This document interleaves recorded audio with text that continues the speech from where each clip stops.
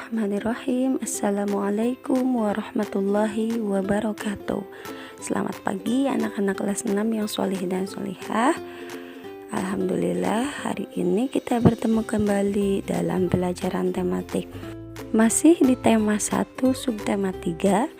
Ayo selamatkan hewan dan tumbuhan. Materi dengan muatan pelajaran IPA.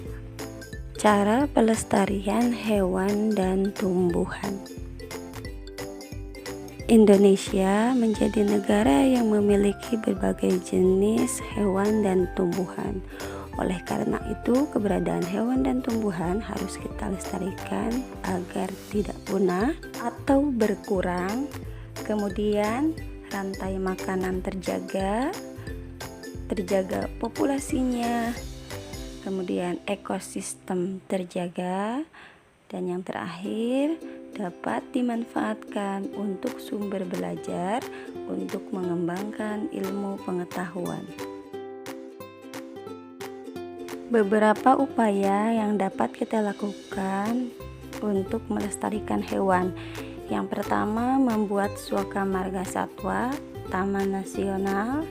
Kemudian yang kedua, melarang memiliki dan menjual hewan langka. Yang ketiga, membuat undang-undang perlindungan hewan langka. Yang keempat, membuat penangkaran hewan. Dan yang terakhir, dengan cara mengembangbiakannya. Beberapa contoh hewan langka yang hampir terancam punah yang ada di Indonesia.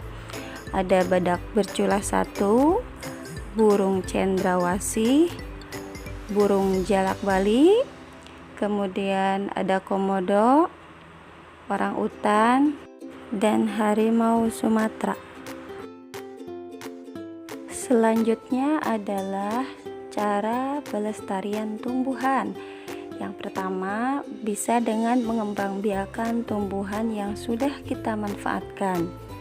Yang kedua, tidak menebang pohon sembarangan. Yang ketiga, melakukan tebang pilih. Yang keempat, melakukan penghijauan.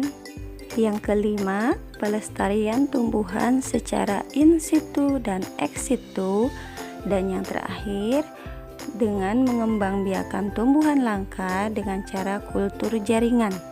Contoh tumbuhan langka di Indonesia diantaranya ada bunga bangkai, bunga Rafflesia arnoldi, kantong semar, kemudian pohon cendana, dan pohon meranti.